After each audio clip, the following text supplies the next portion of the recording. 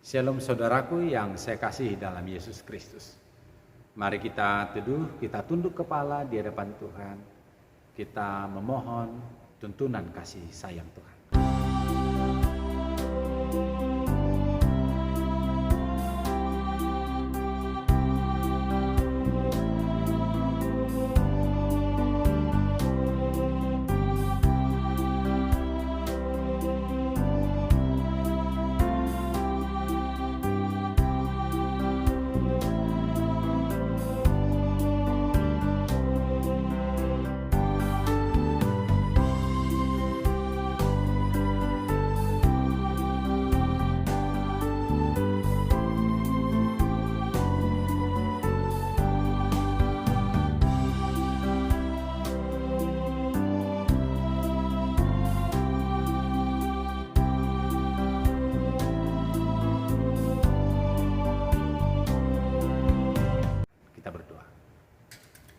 Terima kasih Bapa di surga.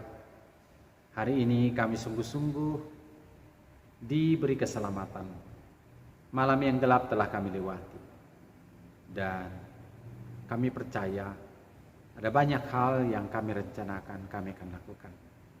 Namun lebih agung dan lebih mulia, kami percaya rencana dan rancangan Tuhan adalah yang selalu terbaik bagi kami. Terima kasih Bapa. Kami serahkan tubuh roh dan jiwa kami untuk Tuhan tuntun selalu. Dalam nama Yesus Kristus kami berdoa. Amin.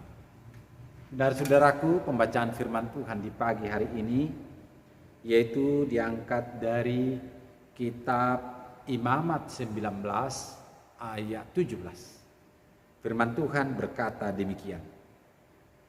Janganlah engkau membenci saudaramu di dalam hatimu.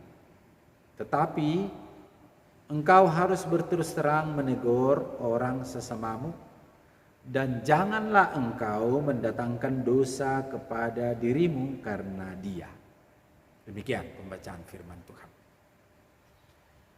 Saudara-saudaraku, masih ingatkah ketika 10 firman Tuhan yang telah Tuhan berikan kepada Musa waktu itu di Gunung Sinai? Tempat di mana Allah bertemu dengan Musa, lalu dia akan menyampaikan firman pengajaran itu kepada umat yang dikasihaninya, umat Israel. Kalau kita hayati sejak awalnya ialah bahwa hal itu menjadi sangat penting di mata Tuhan untuk menjaga kehidupan yang tentram, untuk menjamin kehidupan bangsa yang berdaulat. Setelah bangsa itu diseberangkan oleh Tuhan dari tanah perbudakan Mesir. Ada 2 bagian besar firman Tuhan itu berbicara sejak dulu sampai sekarang. Bagian pertama ialah memastikan bahwa ada hubungan baik kita dengan Tuhan. Yang kedua ialah hubungan baik kita dengan sesama. Firman Tuhan, hukum Taurat yang pertama sampai ke-4 dan dari yang ke-5 sampai ke-10. Seruan firman Tuhan ini adalah bagian dari pengajaran yang penuh makna, yaitu menegur bagaimanakah kita untuk selalu jernih dalam panggilan kebersamaan, penuh kasih, tidak saling membenci antar saudara. Betapa anehnya orang-orang bersaudara itu ada kebencian. Kenapa demikian? Tapi kita tidak mempersoalkan kenapa. Kita ingin menghayati bahwa betapa Tuhan ingin diberi tempat. Dan Tuhan mempersiapkan dirinya menjadi bagian dari hubungan saudara. Hubungan darah, hubungan kekeluargaan. Ikatan kekeluargaan yang penuh kasih mesra. Betul, bukan tidak mungkin sukacita kekeluargaan itu bisa membuat lupa saking gembiranya. Tapi juga bukan hanya gembira, sesuatu hal yang mendukakan yang membuat kita sengsara juga bisa lupa kepada Tuhan.